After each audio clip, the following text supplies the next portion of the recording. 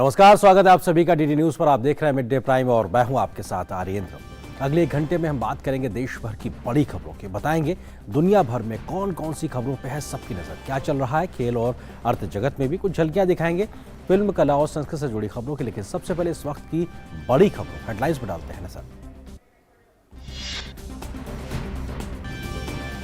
प्रधानमंत्री पर कांग्रेस अध्यक्ष मल्लिकार्जुन खड़गे के बयान पर संसद में संग्राम। राज्यसभा में भाजपा ने खड़गे से माफी मांगने को कहा। खड़गे के बयान पर भड़के सदन के नेता पीयूष गोयल, कहा उन्हें सदन में रहने का कोई हक नहीं। तवांग मुद्दे पर विपक्ष के हंगामे की वजह से लोकसभा में प्रश्नकाल हुआ बाधित।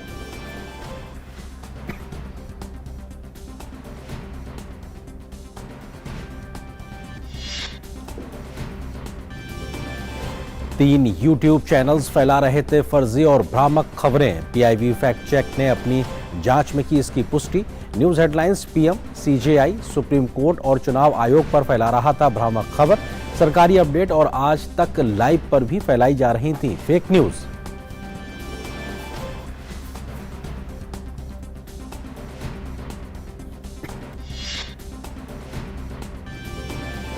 दिल्ली में अरविंद केजरीवाल की फिर खुली पोल। सरकारी खर्चे पर चला रहे थे पार्टी का विज्ञापन। उपराज्यपाल ने लिया संज्ञान। आम आदमी पार्टी से 97 करोड़ रुपए वसूलने के दिए निर्देश। आम आदमी पार्टी पर सरकारी विज्ञापनों के नाम पर पॉलिटिकल एड छपवाने का है मामला।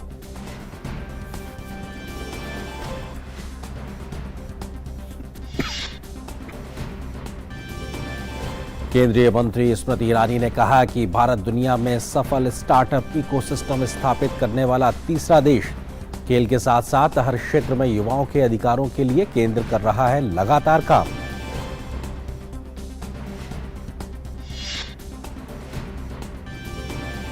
जम्मू कश्मीर में सुरक्षा बलों को मिली बड़ी कामयाबी। शोपिया के मुझ मार्ग इलाके में हुई मुठभेड़ में लश्कर-ए तैयबा के 3 आतंकवादी ढेर। एक कश्मीरी पंडित और एक नेपाली नागरिक की हत्या के मामले में थे वांछित। मारे गए आतंकियों के पास से हथियार भी बरामद।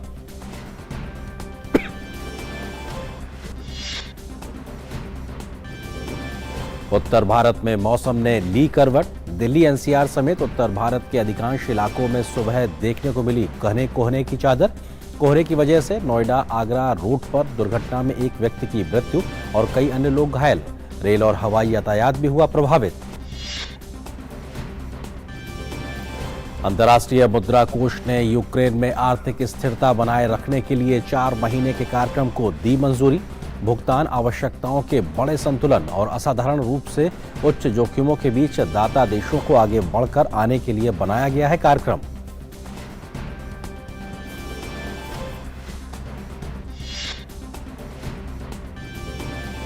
इंग्लैंड की टीम ने रचा इतिहास। पाकिस्तान को उसकी सरजमी पर 3-0 से टेस्ट सीरीज में दी करारी शिकस्त। टेस्ट क्रिकेट के इतिहास में पहली बार पाकिस्तान का अपनी ही जमीन पर हुआ है क्लीन स्वीप।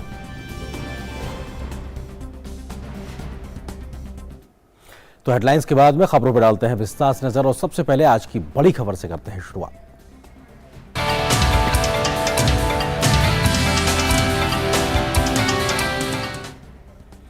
संसद के शीतकालीन सत्र में आज भी हंगामा जारी है। कांग्रेस अध्यक्ष मल्लिकार्जुन खड़गे के अलवर में दिए गए बयान पर राज्यसभा में खूब हंगामा देखने को मिला।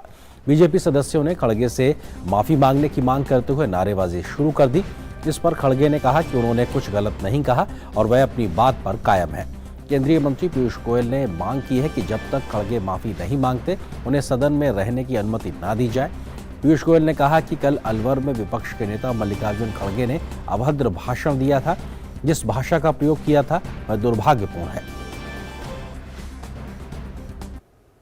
जिस प्रकार से खड़गे जी ने अभद्र भाषा का प्रयोग किया, जिस प्रकार से खड़गे जी ने पूरी तरीके से बेबुनियाद बातें रखी, असत्य को देश के सामने रखने की कोशिश की, मैं उसकी घोर निंदा करता हूं और उनसे माफी की मांग करता हूं।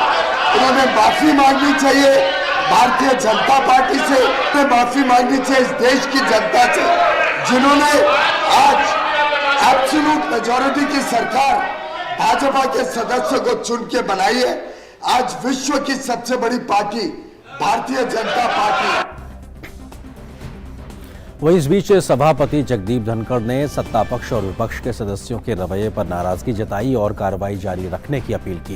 उन्होंने जताया कि इस तरह का व्यवहार आगे बर्दाश्त नहीं किया जाएगा।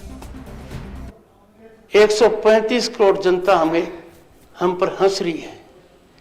135 करोड़ जनता आज के दिन चिंतित है, चिंतन कर रही है, मंथन कर रही है। क्या हमारा ये स्तर हो गया है कि हम एक दूसरे की बात नहीं सुन सकते? हो सकता है किसी के विचारों से कोई सहमत न हो सकता है आवेश में बाहर कोई बात कह दी गई हो सकता है बात का आधार हो निराधार हो सकता है बात के ऊपर दो मत हो, पर उसका मतलब यह नहीं है कि नेता बोले तो इधर से डिस्टर्बेंस, प्रतिपक्ष के नेता बोले तो इधर से डिस्टर्बेंस। ये टिट-फॉर-टैट है क्या? वहीं लोकसभा में चीन सीमा के मुद्दे पर विपक्ष ने आज भी खूब हंगामा किया। प्रश्नकाल इसकी वजह से स्थगित करना पड़ा।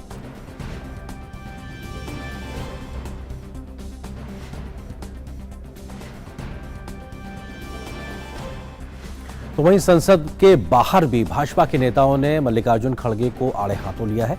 कांग्रेस अध्यक्ष मल्लिकार्जुन खड़गे के आपत्तिजनक बयान पर बीजेपी के वरिष्ठ नेता प्रहलाद सिंह पटेल ने कड़ी शब्दों में उनकी निंदा की। उन्होंने कहा कि खड़गे को देश की जनता से माफी मांगना चाहिए। कांग्रेस के वरिष्ठ नेता और राष्ट्रीय अध्यक्ष खड़गे ने आज़ादी की लड़ाई को लेकर भाजपा और आरएसएस को घेरा है। हमारे साथ केंद्रीय राज्य मंत्री, उनसे बात करते हैं। खड़गे के बयान को किस तरह देखते हैं? पहले तो खड़गे जी को देश से माफ़ी मांगनी चाहिए, इतिहास को ठीक ढंग से पढ़ना चाहिए। जो परिवारवाद का चश्मा पहने हो उसको इतिहास समझ में नहीं आता। देश की एकता अखंडता के लिए पहली शहादत देने वाले डॉक्टर श्यामा प्रसाद मुखर्जी हैं और मुझे लगता है कि डॉक्टर श्यामा प्रसाद मुखर्जी की शख्सियत को अगर खड़गे जैसे लोगों को याद नहीं है तो फिर उनको याद कराने के लिए कोई तरीके अपनाने पड़ेंगे। तो मुझे लगता है कि खड़गे एक वरिष्ठ नेता हैं और कांग्रेस पार्टी के अध्यक्ष हैं, उन्हें बिना विलंब किए देश से माफ़ी मांगनी चाहिए। प्रहलाद जी, खड़गे जिस तरह बोले हैं वो वरिष्ठ नेता भी हैं, कांग्रेस के राष्ट्रीय अध्यक्ष हैं। लगातार लगता नहीं कि भाजपा आरएसएस को लेकर इस तरह की बयानबाजी चलती रहती है? नहीं, ये मुझे लगता है कि ये कांग्रेस का रोग है और कांग्रेस की कमजोरी और उनकी हताशा है। उन्हें पता है कि विचार की ताकत कितनी बड़ी होती है और इसलिए मुझे लगता है ये उनकी बौखलाहट है कि इतने अनुभव के बावजूद भी इतनी हल्की भाषा का प्रयोग उन्होंने किया और इसलिए उनका माफ़ी मांगने के अलावा दूसरा रास्ता नहीं। तो खड़गे को सीधे तौर पे देश से माफ़ी मांगना चाहिए, ये केंद्रीय राज्य मंत्री प्रहलाद सिंह पटेल का कहना है। कैमरामैन जेना के साथ रजनीश त्रिपाठी, डीडी न्यूज़, दिल्ली। राज्यसभा के सांसद और भाजपा के प्रवक्ता सुधांशु त्रिवेदी ने प्रधानमंत्री पर कांग्रेस अध्यक्ष मल्लिकार्जुन खड़गे के बयान की निंदा की है। उन्होंने कहा कि कुछ महीनों से देखा जा रहा है कि कांग्रेस नेता और पार्टी की तरफ से भाजपा और पीएम मोदी पर अपशब्द कहे जा रहे हैं। अपने इस तरह के एक के बाद एक बयान को लिए कांग्रेस पार्टी और कांग्रेस अध्यक्ष को माफी मांगनी चाहिए। कांग्रेस के राष्ट्रीय अध्यक्ष मल्लिकार्जुन खड़गे ने भारतीय जनता पार्टी और आरएसएस को लेकर अपशब्द कहे हैं। हमारे साथ राज्यसभा सांसद सुधांशु त्रिवेदी हैं, उनसे बात करते हैं। खड़गे के इस बयान को कैसे देखते हैं आप? खड़गे जी का बयान, जैसा हमारे संसदीय कार्य मंत्री जी ने स्पष्ट रूप से कहा है कि ये पार्टी की तरफ से अपना मत रखा है कि उनका अत्यंत निंदनीय, भर्त्सना योग्य बयान है और यह कांग्रेस की उत्तरोत्तर निम्न स्तर पर जाती हुई मानसिकता का प्रतीक है। जिस प्रकार के घटिया शब्द का उन्होंने प्रयोग किया है, कहीं ना कहीं ये उसी स्तर की कांग्रेस की मानसिकता को भी दर्शाता है।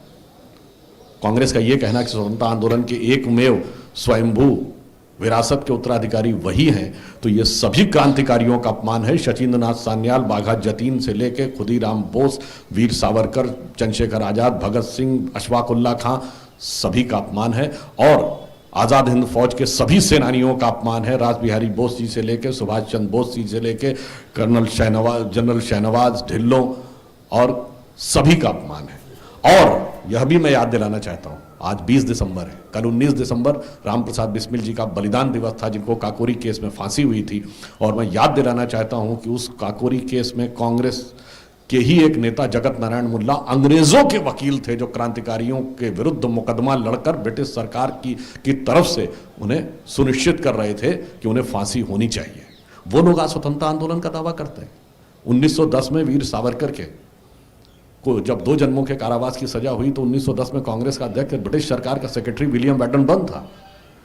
1948 में आज़ादी के बाद लॉर्ड माउंटबेटन के साथ नेहरू जी शिमला में छुट्टियां मनाने गए थे पारिवारिक रूप से।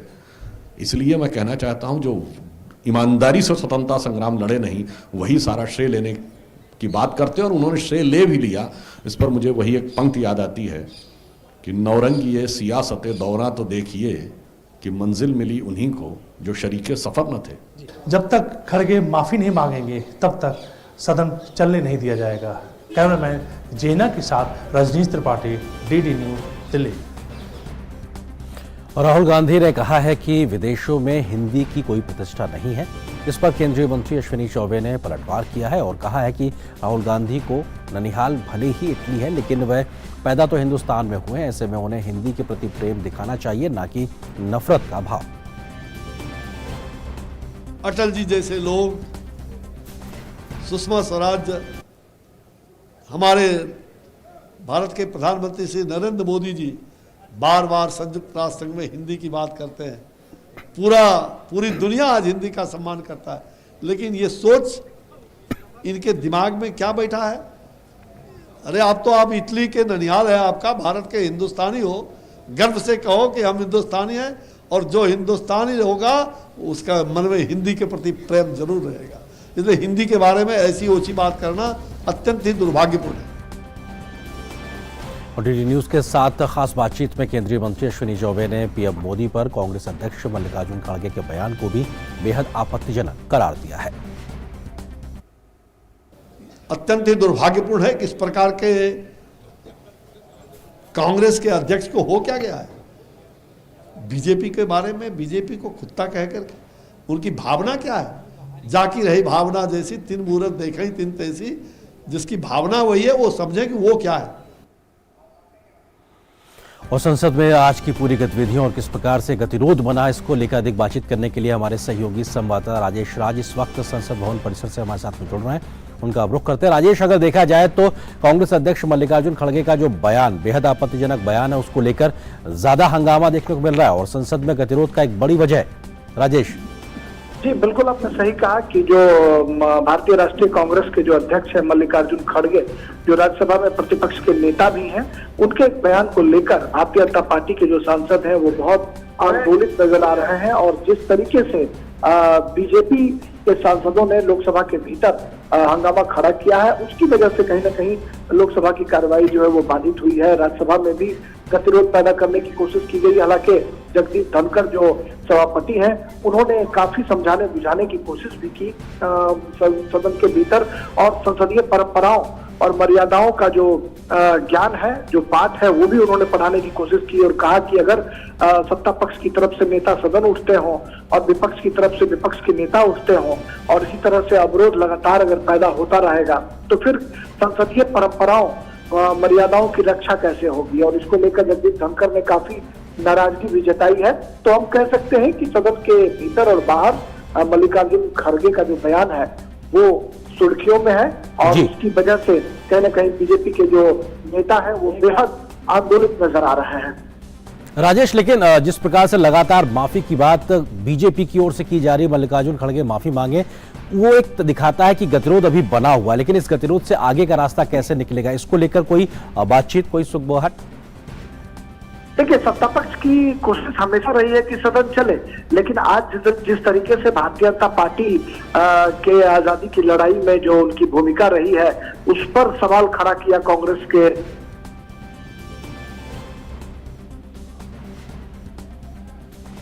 राजेश, आपकी आवाज फिलहाल हम तक आना बंद हो गई है। हम जाहिर सी बात है, आप इस बात का जिक्र कर रहे थे, अपने आप में गतिरोध बना हुआ है कांग्रेस के अध्यक्ष मल्लिकार्जुन खड़गे के बयान को लेकर, और ये इसकी वजह से बीजेपी बेहद मुखर नजर आ रही है। मल्लिकार्जुन खड़गे से माफी की बात कर रही है कि वो माफी मांगे, उसके बाद ही उनको सदन में रहने की अनुमति होती है। तो अपने बहुत बहुत शुक्रिया फिलहाल हमारे साथ जुड़ने के लिए राजेश आपका। तो वहीं पीएम मोदी पर कांग्रेस अध्यक्ष मल्लिकार्जुन खड़गे के आपत्तिजनक बयान पर केंद्रीय मंत्री किरण रिजिजू ने भी कहा है कि एक राजनीतिक दल के अध्यक्ष इस तरह की बात बोलेंगे जिसको सुनकर हम सबको बहुत खराब लगा है। इसकी निंदा करना भी मुझे उचित नहीं लगता। हम दुश्मन नहीं, प्रतिद्वंदी है। मल्लिकार्जुन खड़गे ने जो गलत शब्दों का इस्तेमाल किया है, इसी वजह से राजनीतिक स्तर गिरता जा रहा है। खड़गे जी ने जो शब्दों का इस्तेमाल किया है ना, उसको निंदा करना भी उचित नहीं लगता है।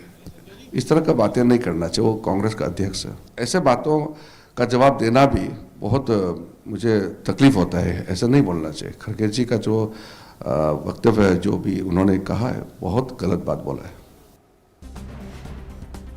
केंद्रीय कृषि मंत्री नरेंद्र सिंह तोमर ने बाजरे का केक काटकर मिलेट्स एग्जीबिशन का शुभारंभ किया है। संसद भवन परिसर में मोटे अनाज की प्रदर्शनी लगाई गई है। प्रधानमंत्री नरेंद्र मोदी भी इस प्रदर्शनी का अवलोकन करेंगे। केंद्रीय कृषि मंत्री आज संसद परिसर में संसद के सभी सदस्यों के लिए विशेष मिलेट्स ओनली दोपहर के भोजन की मेजबानी करेंगे। इस दौरान सांसद ज्वार, बाजरा, रागी और अन्य मोटे अनाज से बने व्यंजन का आनंद लेंगे।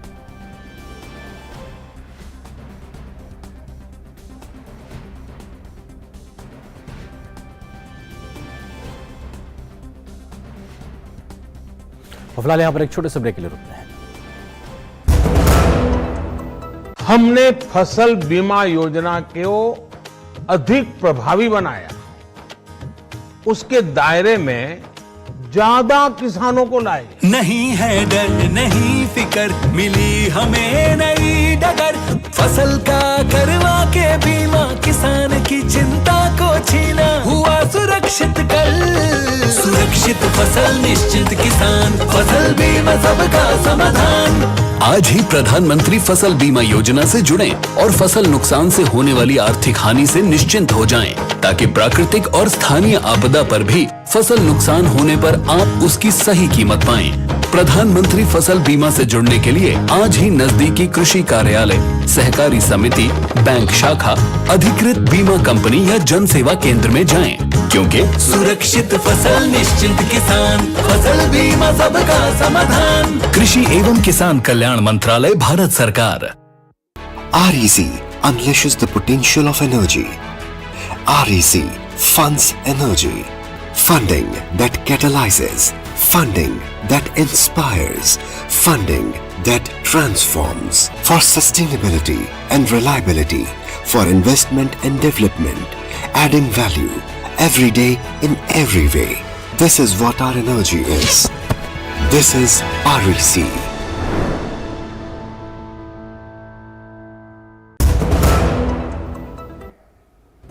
और ब्रेक के बाद मिड डे प्राइम में रुक करते हैं इस वक्त कुछ और ताजा तरीन खबरों का।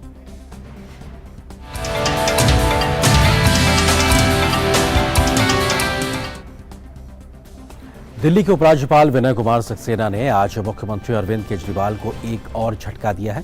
ताजा मामले में LG वीके सक्सेना ने मुख्य सचिव को राजनीतिक विज्ञापनों को सरकारी विज्ञापन के तौर पर प्रकाशित करने के लिए आम आदमी पार्टी से 97 करोड़ रुपए वसूलने का आदेश दिया है। LG वीके सक्सेना का यह आदेश 2015 के सुप्रीम कोर्ट के आदेश, 2016 के दिल्ली हाई कोर्ट के आदेश और 2016 के CCRGA के आदेश के मद्देनजर आया है, जिसका दिल्ली की आम आदमी पार्टी सरकार द्वारा उल्लंघन किया जा रहा है। और इस खबर पर अधिक बातचीत करने के लिए हमारे सहयोगी संवाददाता गिरीश निशाना हमारे साथ में जुड़ गए हैं। उनका हम रुख करते हैं। गिरीश, थोड़ा इस मामले को समझाइए, क्या ये पूरा मामला था और किस वजह से या किन खामियों और गलतियों और कमियों की वजह से आम आदमी पार्टी को अब 97 करोड़ रुपए देने पड़ेंगे, यानी उनसे वसूला जाएगा? देखिए अरिंदर, मैं आपको बता दूं, ये केवल आम आदमी पार्टी को 97 करोड़ रुपए नहीं देने, बल्कि उसको उसका ब्याज भी देना है। दिल्ली के उपराज्यपाल वीके सक्सेना ने साफ किया है, दिल्ली के जो मुख्य सचिव हैं उनको निर्देश दिए हैं कि वो आम आदमी पार्टी से 97 करोड़ रुपए ब्याज समेत वसूले, क्योंकि जिस तरह से सुप्रीम कोर्ट का आदेश रहा उसमें साफ कहा गया था कि जो भी सरकारी विज्ञापन है वो राजनीतिक विज्ञापन उसमें नहीं होना चाहिए। इसमें समझना ये जरूरी है कि क्या सरकारी विज्ञापन है और क्या राजनीतिक विज्ञापन है। सरकारी विज्ञापन तो ये हुआ अगर मुख्यमंत्री अपना फोटो लगाकर कोई विज्ञापन प्रकाशित करते हैं तो सरकारी विज्ञापन में आ जाता है। लेकिन जो दिल्ली के मुख्यमंत्री हैं उनके जो विज्ञापनों में देखने को आया है कि कहीं ना कहीं जो उनके पार्टी के झंडे हैं वो देखने को मिले हैं। इसके अलावा जो उनके पार्टी के कार्यकर्ता हैं उनके फोटो भी यहाँ पर देखने को मिले हैं। तो बहुत सारी ऐसी चीजें देखने को मिली जो सरकारी विज्ञापन ना रहते हुए वो कहीं ना कहीं राजनीतिक विज्ञापन बन गया और कहीं ना कहीं 97 करोड़ रुपए की वसूली के जो है तो दिल्ली के उपराज्यपाल ने आदेश दिए हैं, जो भी दिल्ली के मुख्य सचिव को निर्देश दिए हैं कि वो उनको कहीं ना कहीं ब्याज समेत वसूले। गिरीश, और महत्वपूर्ण चीज एक चीज समझना ये भी चाहेंगे आपसे कि इसमें सुप्रीम कोर्ट का आदेश, उसके अलावा हाई कोर्ट का आदेश, साथ ही साथ और जो पूरी जांच हुई 2016 से लेकर 2022, इतना समय क्यों लगा, उसकी बड़ी वजह?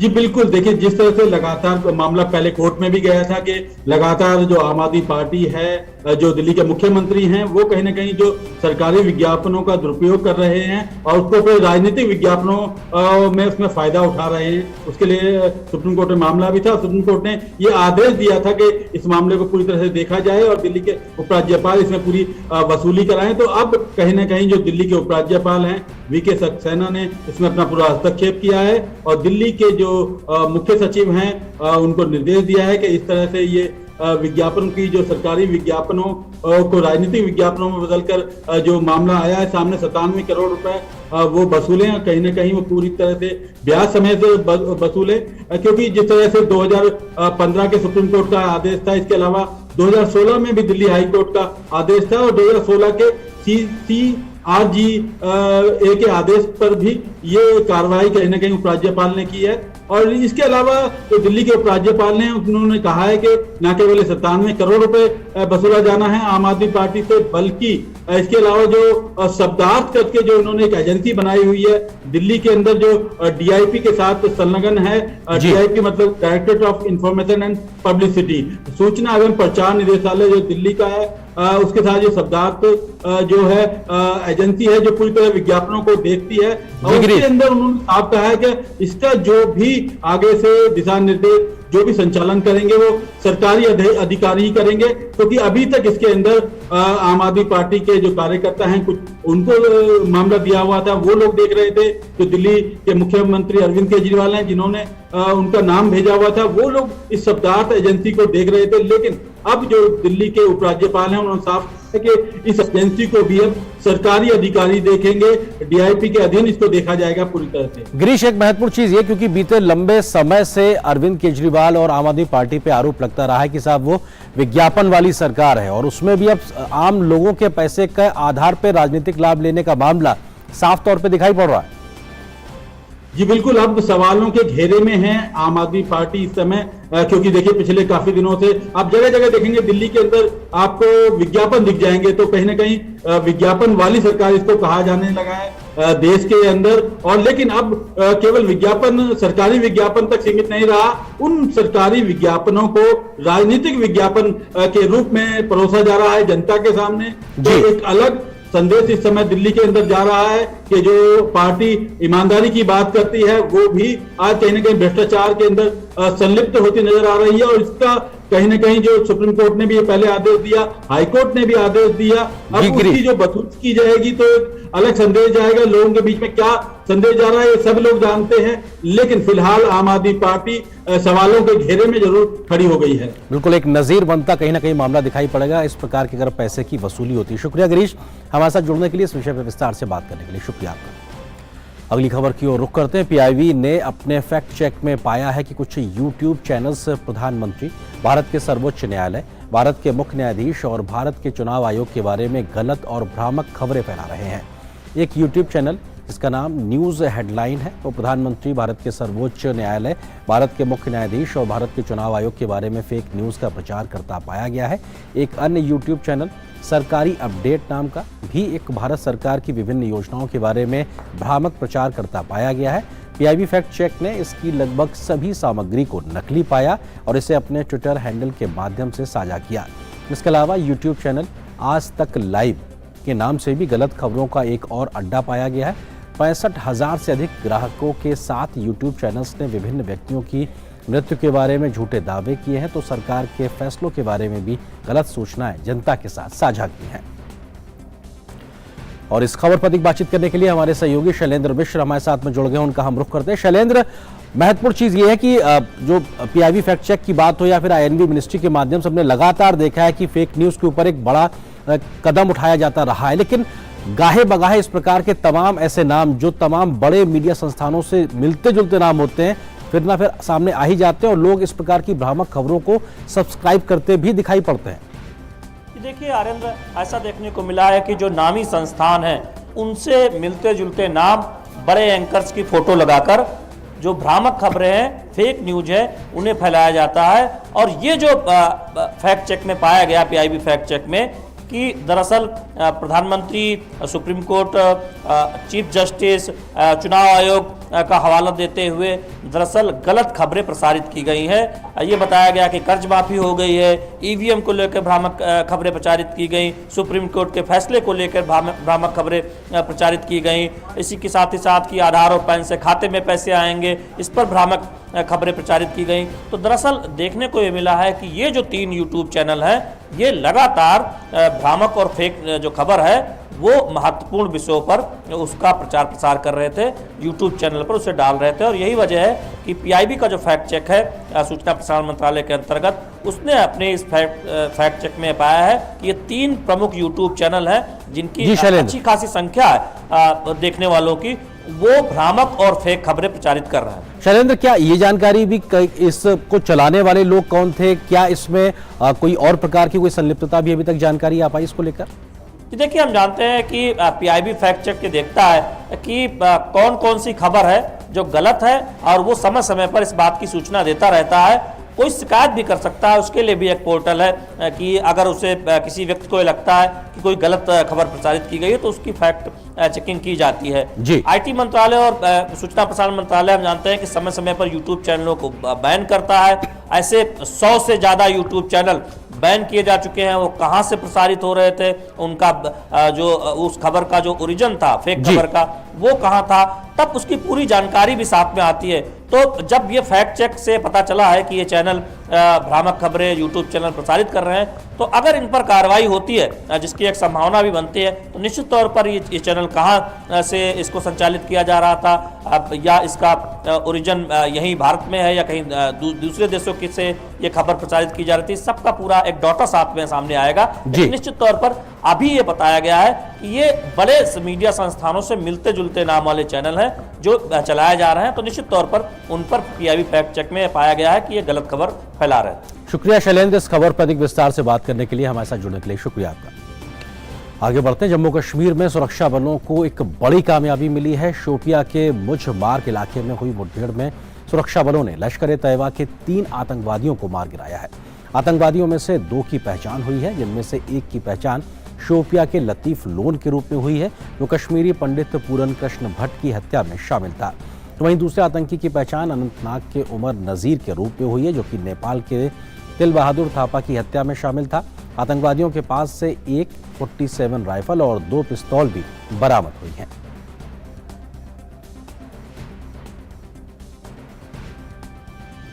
और नजर डालते हैं देश की कुछ और राष्ट्रीय महत्व की खबरों पर।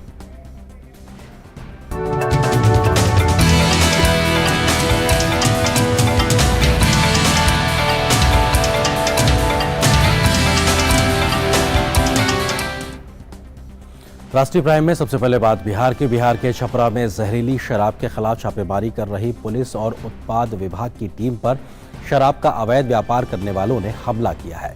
शराब के विरुद्ध छापेमारी अभियान में रामनगर थाना क्षेत्र के धंगर टोली में मंगलवार की सुबह पहुंची उत्पाद विभाग एवं पुलिस टीम पर शराब के धंधेबाजों ने ईंट पत्थर से हमला बोल दिया, जिसमें स्थानीय थाने के एक एएसआई समेत 4 पुलिसकर्मी जख्मी हो गए हैं। थाने की गाड़ी को भी धंधेबाजों ने क्षतिग्रस्त कर दिया है। जख्मी एएसआई सुरेंद्र कुमार अरुण, राजकुमार सिंह, सिपाही राजा राम पंडित व उत्पाद विभाग के जवान तरुण कुमार का पीएचसी में इलाज चल रहा है। एक्साइज इंस्पेक्टर ममता ने बताया कि सभी की स्थिति बेहतर है। मौके पर पहुंची पुलिस टीम पर शराब के धंधे में लगे लोगों ने ईंट पत्थर से हमला बोल दिया, जिसमें कई लोग जख्मी हो गए। अरे सुबह में हम लोग रामनगर थाना टोली में पुलिस की ड्यूटी, रामनगर थाना से पुलिस की ड्यूटी पे हम लोग थे और थाना टोली में जो भी शराब कारोबारी लेडीज सब हमला करती है, रोड़ा पत्थर ईटा अच्छा जो कितने लोग घायल हुए हैं? घायल हुए लगभग एलडीएफ पे 2-4 फोर्स है, उनको चोट लगा है। गाड़ी भी क्षतिग्रस्त हुआ है। गाड़ी भी पूरा क्षतिग्रस्त कर दिया है। इसमें लोगों की गिरफ्तारी भी हुई है। लोगों की गिरफ्तारी हुई है। भारतीय जनता पार्टी की संसदीय दल की बैठक आज संसद भवन परिसर में हुई। बैठक में प्रधानमंत्री नरेंद्र मोदी, बीजेपी के अध्यक्ष जेपी नड्डा समेत बीजेपी के तमाम सांसद शामिल हुए। बैठक में छोटे किसानों को फायदा पहुंचाने के लिए मिलेट को बढ़ावा देने पर चर्चा हुई। साथ ही G20 बैठकों के दौरान लंच और डिनर में भी मिलेट्स के उपयोग को बढ़ावा देने पर भी बातचीत हुई। साथ ही खिलाड़ियों को भी मोटे अनाज का उपयोग करने की नसीहत देने पर भी आपसी बातचीत हुई।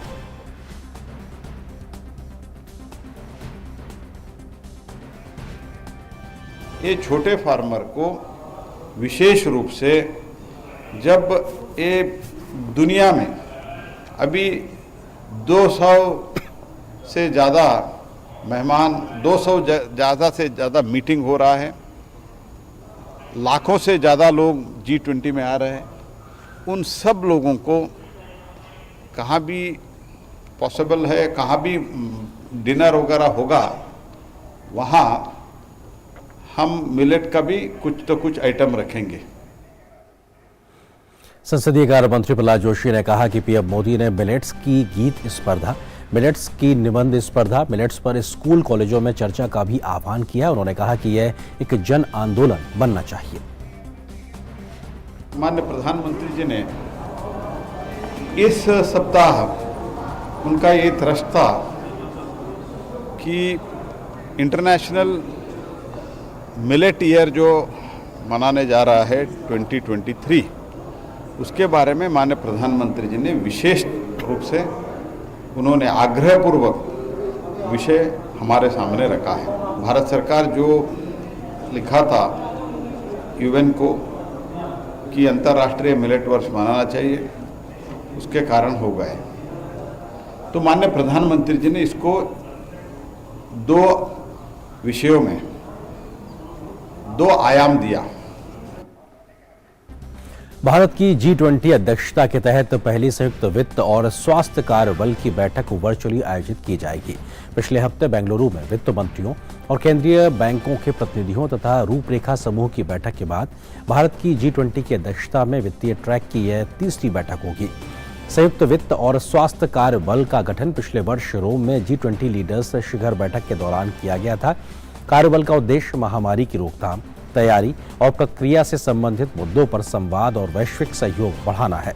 इसके माध्यम से वित्त और स्वास्थ्य मंत्रालयों के बीच अनुभवों तथा श्रेष्ठ कार्यों और समन्वय के आदान प्रदान को भी बढ़ावा दिया जाना है। इसका उद्देश्य सामूहिक कार्रवाई को बढ़ावा देना, सीमा पार प्रभाव की स्वास्थ्य चुनौतियों का आकलन और उन्हें दूर करना भी है। इस प्रक्रिया में वन हेल्थ की भावना को ध्यान में रखते हुए महामारी की चुनौतियों से निपटने के लिए संसाधनों के प्रभावी उपयोग को भी बढ़ावा दिया जाएगा। नई दिल्ली के राष्ट्रीय नेहरू स्मारक संग्रहालय में भारत के 36 राज्यों, केंद्र शासित प्रदेश और 707 जिलों के लिए सामाजिक प्रगति सूचकांक रिपोर्ट जारी की गई। रिपोर्ट को डॉक्टर अमित कपूर की अध्यक्षता में इंस्टीट्यूट फॉर कॉम्पिटिटिवनेस और माइकल ग्रीन की अध्यक्षता में सोशल प्रोसेस इंपीरेटिव ने तैयार किया है। इसमें देश के प्रधानमंत्री की आर्थिक सलाहकार परिषद द्वारा इसे अनिवार्य किया गया है। सूचकांक को आर्थिक वृद्धि और विकास को मापने के पारंपरिक साधनों के आधार पर तैयार किया गया है। रिपोर्ट में राज्यों के लिए 89 सूचकांक और जिलों के लिए 49 सूचकांक बनाए गए हैं। इस मौके पर EACPM के अध्यक्ष डॉक्टर विवेक देवराय, सोशल प्रोग्रेस इंपीरेटिव के CEO माइकल ग्रीन और मानद अध्यक्ष इंस्टीट्यूट फॉर कॉम्पिटिटिवनेस और लेक्चरर स्टैनफोर्ड यूनिवर्सिटी के डॉक्टर अमित कपूर मौजूद रहे। रिपोर्ट में पौंडीचेरी राज्य को पहला स्थान हासिल हुआ है। चीन का मुकाबला करने के लिए LAC की सीमा से लगे क्षेत्रों में बुनियादी ढांचे का विकास जोर शोर से चल रहा है। भारी बर्फबारी के कारण वाहनों की आवाजाही प्रभावित होने के बावजूद निर्माण कार्य प्रगति पर है। केंद्र सरकार अरुणाचल प्रदेश के सीमावर्ती क्षेत्रों में बुनियादी ढांचे का विकास कर रही है। रोड कनेक्टिविटी और अन्य इंफ्रास्ट्रक्चर डेवलपमेंट के अलावा सरकार तवांग और अरुणाचल प्रदेश के अन्य बॉर्डर इलाकों में मोबाइल कनेक्टिविटी को भी मजबूत करने के लिए काम कर रही है। LAC के साथ तवांग और तवांग जिले के अन्य सीमावर्ती क्षेत्रों में अधिक मोबाइल टावर लगाए गए हैं। उत्तर भारत में मौसम ने एकाएक करवट ले ली है। तापमान में जहां एक तरफ लगातार कमी दर्ज की जा रही है, तो वहीं ठंड के साथ ही कोहरे का असर दिखना भी शुरू हो गया है। दिल्ली, उत्तर प्रदेश और पंजाब समेत कई राज्यों में ठंड बढ़ गई है। पहाड़ों पर हो रही बर्फबारी के कारण मैदानी इलाकों में भी सर्दी का असर देखा जा सकता है। राजधानी दिल्ली एनसीआर में आज सुबह घने कोहरे की चादर देखने को मिली। हालांकि दिन के वक्त धूप खिलने लगी है, लेकिन घने कोहरे की वजह से राजधानी में दृश्यता घटकर 150 मीटर तक रह गई। मौसम विभाग ने अगले 5 दिनों के दौरान उत्तर पश्चिम भारत के मैदानी इलाकों में घना कोहरा सुबह होने का पूर्वानुमान बताया है। मौसम विभाग ने एक बयान में कहा कि सिंधु गंगा के मैदानी इलाकों में निचले क्षोभमंडलीय स्तरों पर नमी और मंद गति की हवाओं के कारण पंजाब, हरियाणा, चंडीगढ़, दिल्ली, हिमाचल प्रदेश और उत्तर प्रदेश में रात और सुबह के दौरान कुछ इलाकों में अगले 3 दिन के दौरान घना, जबकि चौथे और 5वें दिन बहुत अधिक घना कोहरा छाए रहने की संभावना है। कई राज्यों में आज सुबह ठंड के साथ सड़कों पर कोहरे की चादर बिछी हुई दिखाई दी, जिससे विजिबिलिटी यानी दृश्यता बहुत कम हो गई। वहीं वाहनों की रफ्तार भी धीमी हो गई। लोग अपने वाहनों की लाइट के साथ इंडिकेटर का प्रयोग करते दिखाई दिए। मौसम विभाग ने कहा कि हिमाचल प्रदेश, हरियाणा और उत्तरी राजस्थान में शनिवार तक शीतलहर की स्थिति बनी रहेगी। इन क्षेत्रों में न्यूनतम तापमान 2 से 4 डिग्री सेल्सियस के बीच रह सकता है। वहीं बिहार, पश्चिम बंगाल और सिक्किम में भी अगले 2 दिनों तक घना कोहरा छाया रह सकता है। उत्तर भारत में ठंड का प्रकोप बढ़ता जा रहा है, जिसके चलते उत्तर रेलवे क्षेत्र में कोहरे के कारण 11 ट्रेनें देरी से चल रही हैं। ठंड का प्रकोप के चलते विजिबिलिटी बहुत कम हो गई है, जिसकी वजह से रेलवे की रफ्तार धीमी हो गई है। वहीं इंडिगो की दिल्ली जा रही एक फ्लाइट भी जयपुर डाइवर्ट करनी पड़ी, जिसका वजह कोहरा रहा।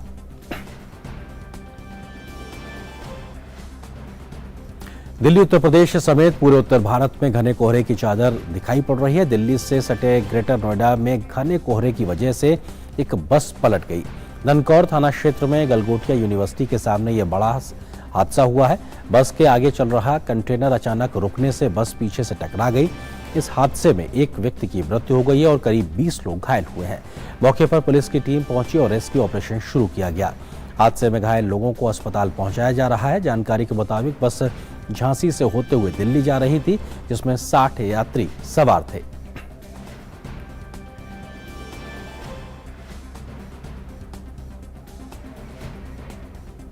और यहां पर एक और छोटे से ब्रेक के लिए रुकते हैं। पहाड़ियों में या ऊंचे प्रदेशों में रहने वाले लोग ठंड के आदी होते हैं, फिर भी शीतलहर उनके लिए जानलेवा हो सकती है। सबसे बड़े खतरे हैं शरीर का तापमान कम हो जाना, फ्रॉस्ट बाइट और फेफड़ों में सुजन आना। बाहर जाने से पहले मौसम पूर्वानुमान से वाकिफ होना अनिवार्य है। कहीं जाते वक्त धर्मशाला, पंचायत घर और नजदीकी चिकित्सा सेवा से अवगत रहें। खराब मौसम के कारण आप रास्ते में फंस सकते हैं। वाटरप्रूफ थैली में पर्याप्त कपड़े, भोजन और पानी साथ रखें। नम और गीले कपड़े तुरंत बदलें। गर्म पेय पीते रहें। शराब पीना टालें। फर्स्ट एड सीखें और आपातकालीन चिकित्सा किट साथ रखें। अत्यधिक ठंड से बुजुर्ग, बच्चे और बीमार ज्यादा प्रभावित होते हैं। घर को गर्म रखें। पहाड़ी इलाकों में ऑक्सीजन की कमी और सांस लेने में दिक्कत हो सकती है। आपातकालीन स्थिति में एम्बुलेंस बुलाएं या स्थानीय हेल्पलाइन से संपर्क करें। सतर्क रहें, सुरक्षित रहें। एनडीएमए एवं IIPHG द्वारा जनहित में जारी। हमने फसल बीमा योजना को अधिक प्रभावी बनाया, उसके दायरे में ज्यादा किसानों को लाए। नहीं है डर, नहीं फिकर, मिली हमें नई डगर। फसल का करवा के बीमा किसान की चिंता को छीना। हुआ सुरक्षित कल, सुरक्षित फसल निश्चित किसान। फसल बीमा सबका समाधान। आज ही प्रधानमंत्री फसल बीमा योजना से जुड़ें और फसल नुकसान से होने वाली आर्थिक हानि से निश्चिंत हो जाएं, ताकि प्राकृतिक और स्थानीय आपदा पर भी फसल नुकसान होने पर आप उसकी सही कीमत पाएं। प्रधानमंत्री फसल बीमा से जुड़ने के लिए आज ही नजदीकी कृषि कार्यालय, सहकारी समिति, बैंक शाखा, अधिकृत बीमा कंपनी या जन सेवा केंद्र में जाएं, क्योंकि सुरक्षित फसल निश्चिंत किसान। फसल बीमा सबका समाधान। कृषि एवं किसान कल्याण मंत्रालय, भारत सरकार। REC unleashes the potential of energy. REC funds energy. Funding that catalyzes. Funding that inspires. Funding that transforms, for sustainability and reliability, for investment and development, adding value every day in every way. This is what our energy is. This is REC.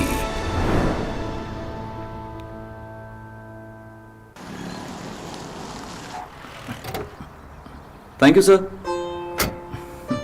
जिंदगी top gear में चलेगी जब परिवार के कल की सुरक्षा होगी नॉन स्टॉप। इसलिए मेरी मानो, आज ही जुड़िए प्रधानमंत्री जीवन ज्योति बीमा योजना और प्रधानमंत्री सुरक्षा बीमा योजना से, जो देती हैं 2-2 लाख रुपए का बीमा।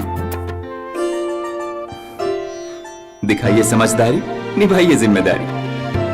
आज ही अपनी नजदीकी बैंक शाखा या डाकघर जाकर इन योजनाओं से जुड़ें।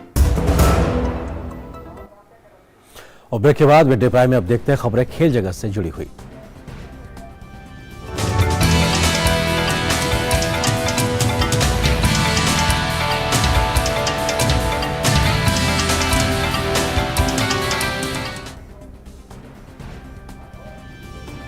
और खेल प्राइम की खबरों को लेकर मेरे साथ मौजूद है मेरे सहयोगी गौरव। गौरव, क्या कुछ बड़ी खबरें अगर हम खेल के मैदान की बात करें तो? शुक्रिया अरिंद। और खेल जगत से अगर बात करें तो सबसे बड़ी खबर इस वक्त आ रही है पाकिस्तान और इंग्लैंड के बीच जो टेस्ट सीरीज थी उसमें इंग्लैंड का दबदबा जो है वो देखने को मिला है। इंग्लैंड ने पाकिस्तान के खिलाफ 3 मैच की टेस्ट सीरीज को 3-0 से अपने नाम कर लिया है। कराची में खेले गए तीसरे टेस्ट मुकाबले को इंग्लिश टीम ने 8 विकेट से जीत लिया।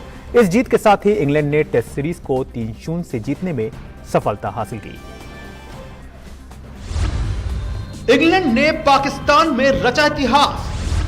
पाकिस्तान का उसी की जमीन पर हुआ सुपड़ा साफ। पाकिस्तान के खिलाफ 3 मैच की टेस्ट सीरीज के तीसरे टेस्ट मुकाबले के चौथे दिन इंग्लिश टीम को जीत के लिए सिर्फ 55 रन की दरकार थी, जिसे टीम ने बेहद आसानी के साथ हासिल कर लिया। और इसी के साथ बाबर आजम पाकिस्तान के पहले ऐसे कप्तान बन गए जिनके नेतृत्व में टीम को अपने ही घर में क्लीन स्वीप का सामना करना पड़ा। इंग्लिश टीम ने पाकिस्तान के खिलाफ पूरी तरह से आक्रामक खेल दिखाया।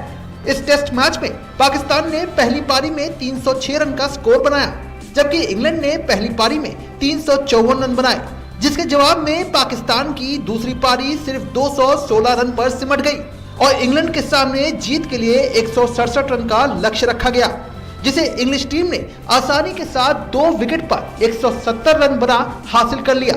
इस कराची टेस्ट में इंग्लैंड के लिए 18 साल के रेहान अहमद हीरो साबित हुए, जिन्होंने अपने टेस्ट डेब्यू पर ही 7 विकेट अपने नाम किए। रेहान ने पहली पारी में 2 विकेट जबकि दूसरी पारी में 5 विकेट के हॉल को पूरा किया। पाकिस्तान के लिए ये हार काफी बुरी रही, क्योंकि टेस्ट क्रिकेट इतिहास में पाकिस्तान को पहली बार अपने ही घर में क्लीन स्वीप झेलनी पड़ी। साथ ही ये घर में लगातार पाकिस्तान की दूसरी टेस्ट सीरीज हार भी रही। इससे पहले ऑस्ट्रेलिया के हाथों टीम को 1-0 से शिकस्त का मुंह देखना पड़ा था। Sports desk, DD news.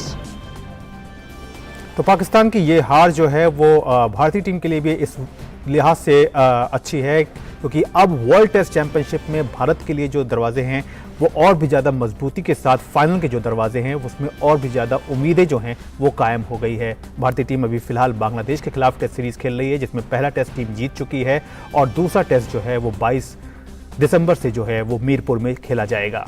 बहरहाल अब बात कर लेते हैं महिला क्रिकेट की।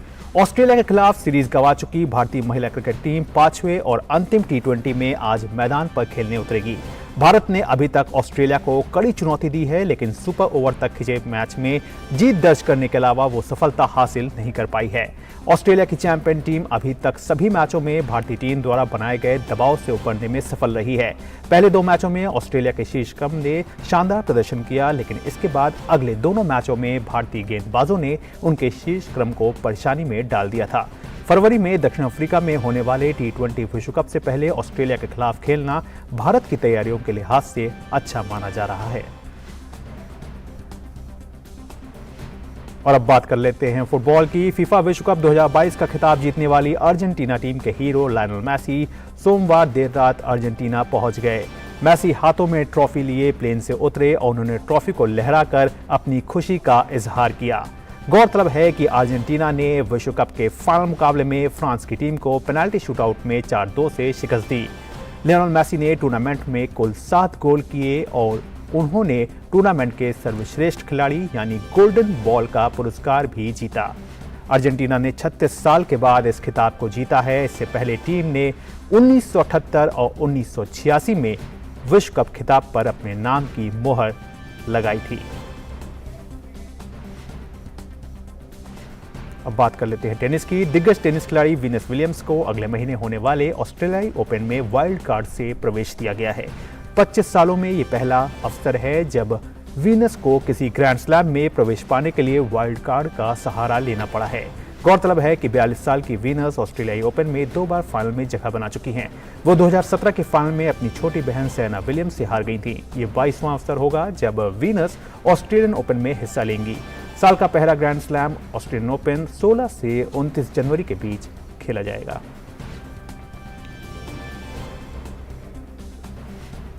तो आज ये थी खेल जगत से जुड़ी हुई तमाम बड़ी खबरें, लेकिन बाकी खबरें वापस एक बार फिर से आपके पास चलते हैं। बहुत शुक्रिया गौरव इन तमाम खबरों को हमारे साथ साझा करने के लिए। और आगे बढ़ते हैं और अब बात उन खबरों की दुनिया भर में सुर्खियां बनी हुई हैं।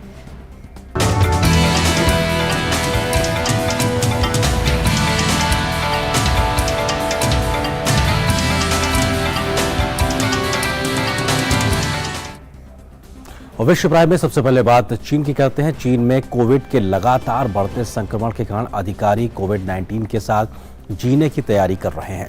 इस बीच चीन अपनी कड़ी कोविड नीति के बिना तैयारी के बाहर निकलने और 2023 में कोविड के अनुमानित लाखों लोगों के मारे जाने की आशंका की रिपोर्ट के बीच पहली कोविड लहर की चपेट में है।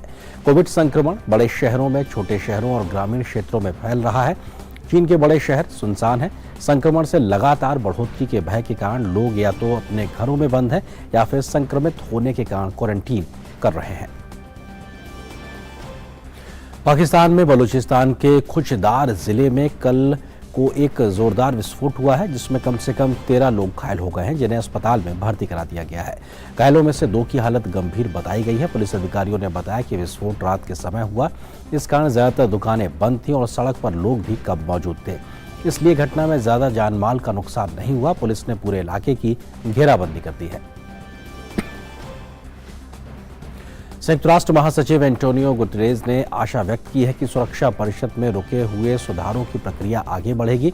उन्होंने ये भी कहा है कि परिषद में नए स्थायी सदस्य बनाने पर अब गंभीरता से विचार किया जा रहा है। उन्होंने कहा कि परिषद में के 5 में से 4 स्थायी सदस्य नए सदस्यों को शामिल करने के पक्ष में हैं। भारत सुरक्षा परिषद में दशकों से रुके हुए सुधारों के लिए दबाव डालने के साथ साथ अपने लिए एक स्थायी सीट पर भी जोर दे रहा है। रूस, अमेरिका, ब्रिटेन और फ्रांस के स्थायी सीट के लिए भारत का समर्थन किया है। हालांकि चीन अब तक सुधारों के विरुद्ध रहा है। भारत ने इस महीने अध्यक्ष के रूप में संयुक्त राष्ट्र में सुधार के मुद्दे पर परिषद की एक मंत्री स्तरीय बैठक बुलाई थी। बैठक में द्वितीय विश्व युद्ध के बाद पिछले 75 वर्षों में नाटकीय रूप से बदली भू राजनीतिक परिस्थितियों में परिषद की स्थायी सदस्यता की बुनियादी संरचना पर प्रकाश डाला। बैठक में आंशिक विरोध के बीच पूरे विश्व के सुधारों के लिए व्यापक समर्थन मिला है। और फिलहाल यहां पर एक छोटे से ब्रेक के लिए रुकते हैं।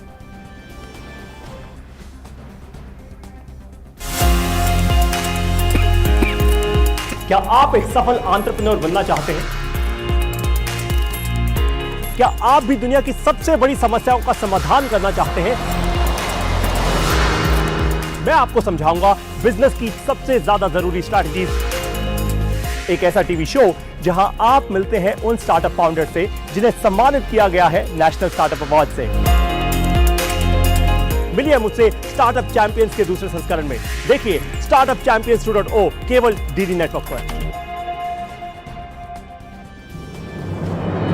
मन की बात है जन जन की, संघर्षों के कुछ किस्से, कहानी कुछ सफलताओं की, अनकही विरासत की, उम्मीदें नए भारत की। महीने के आखिरी रविवार का रहता है इंतजार। ब्रह्मपुत्र के घाट से हिमालय के विस्तार तक होती है मन की बात प्रधानमंत्री के साथ। तो सुनिए इस महीने 25 दिसंबर सुबह 11 बजे मन की बात आकाशवाणी और दूरदर्शन के सभी चैनलों पर आप भी माननीय प्रधानमंत्री के मन की बात का हिस्सा बन सकते हैं। इसके लिए आप अपने सुझाव post box number 111 Akashvani Delhi पर भेज सकते हैं। नमो ऐप या माई गव के ओपन फोरम में पोस्ट कर सकते हैं। तो याद रखें, रविवार 25 दिसंबर सुबह 11 बजे मन की बात। और ब्रेक के बाद दुनिया की कुछ और महत्वपूर्ण खबरों पर रुख करते हैं। यूरोपीय संघ के ऊर्जा मंत्रियों ने गैस की कीमतों की सीमा तय करने पर सहमति जताई है। कई सप्ताह से चली वार्ता के बाद यूरोपीय संघ के 27 सदस्य देशों के बीच सहमति बनी है। चेक गणराज्य की अध्यक्षता वाले यूरोपीय परिषद ने कहा कि ब्रसेल्स में कल सदस्य देशों के बीच सहमति बनी। यूरोपीय संघ के सदस्य देशों का गैस की कीमतों को कम करने का ये ताज़ा प्रयास है। Dutch Tytler transfer facility gas hub के फ्रंट महीने के अनुबंध पर 3 दिनों के लिए कीमतें 180 यूरो प्रति मेगावाट घंटे से अधिक होने पर मंत्रियों ने कैप को ट्रिगर करने पर सहमति व्यक्त की। इस सिलसिले में चेक गणराज्य के उद्योग मंत्री जोसेफ सिकेला ने कहा कि वे एक महत्वपूर्ण समझौते पर सहमत हुए हैं, जिससे कि नागरिकों को ऊर्जा की आसमान छूती कीमतों से राहत मिलेगी। इस समझौते को औपचारिक रूप से सदस्य देशों द्वारा लिखित रूप में अनुमोदित करने के बाद अगले साल 15 फरवरी से शुरू किया जा सकता है। यूक्रेन के महत्वपूर्ण बुनियादी ढांचे पर रूस के हवाई हमलों के बाद राजधानी कीव में बुनियादी सेवाएं अब बहाल की जा रही हैं। कीव के मेयर ने बताया कि शहर के 1/3 हिस्से में बिजली नहीं है, लेकिन मेट्रो सेवा शुरू हो चुकी है और जलापूर्ति बहाल कर दी गई है। यूक्रेन के अधिकारियों ने बताया कि रूस ने शुक्रवार को 70 से अधिक मिसाइल दागे, जो 24 फरवरी को शुरू हुए रूस के हमले के बाद से ये सबसे बड़े हमलों में से एक थे। इस कारण पूरे देश में आपात ब्लैक आउट हो गया था। राष्ट्रपति जेलेंस्की ने एक वीडियो संबोधन में बताया कि यूक्रेन में पिछले 24 घंटों से लगभग 60 लाख आबादी की बिजली आपूर्ति बहाल कर दी गई है। ऑस्ट्रेलिया के पूर्व प्रधानमंत्री केविन रूट को अमेरिका में ऑस्ट्रेलिया का नया राजदूत बनाया गया है।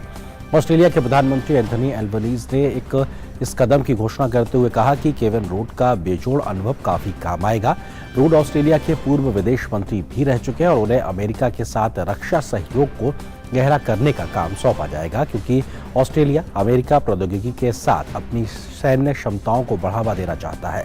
रूट वर्तमान में अमेरिका स्थित एशिया सोसाइटी थिंक टैंक के प्रमुख हैं और ऑस्ट्रेलियाई और अमेरिकी राजनीति पर लगातार टिप्पणी करते आ रहे हैं।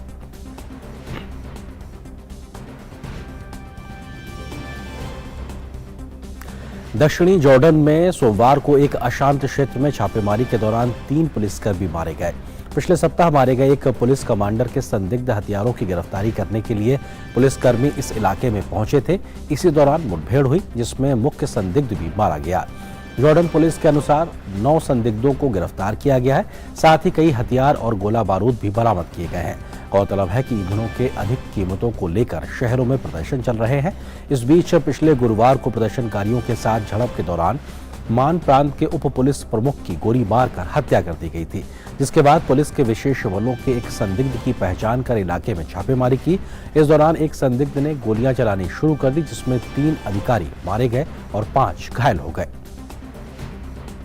उत्तर कोरिया ने आज अपने मिसाइल कार्यक्रम का बचाव करते हुए अपने हथियारों के विकास कार्यक्रम को कमतर आंकने के लिए दक्षिण कोरिया की आलोचना की है। उत्तर कोरिया ने साथ ही कहा है कि उनके देश पर लगाई जाने वाली और पाबंदियां इस पर कोई रोक नहीं लगा सकती हैं। उत्तर कोरिया के नेता किम जोंग उन की बहन किम यो जोंग ने भी कहा कि उत्तर कोरिया की जासूसी उपग्रह विकसित करने की पहल सुरक्षा कारणों से है। प्योंगयांग द्वारा 2 मध्य श्रेणी की बैलिस्टिक मिसाइलों को लॉन्च करने के कुछ दिनों बाद उनकी ये टिप्पणी आई है, जिसे उनके जासूसी उपग्रह के विकास के लिए महत्वपूर्ण परीक्षण कहा था। अंतर्राष्ट्रीय मुद्रा कोष ने युद्धग्रस्त यूक्रेन में आर्थिक स्थिरता बनाए रखने के लिए 4 महीने के कार्यक्रम को मंजूरी दी है। कार्यक्रम का उद्देश्य रूस के यूक्रेन पर आक्रमण के बाद आर्थिक स्थिरता बनाए रखना और वित्त पोषण को बढ़ावा देने में मदद करना है। भुगतान आवश्यकताओं के बड़े संतुलन और असाधारण रूप से उच्च जोखिमों के बीच दाता देशों को आगे बढ़कर आने के लिए यह 4 महीने का कार्यक्रम बनाया गया है।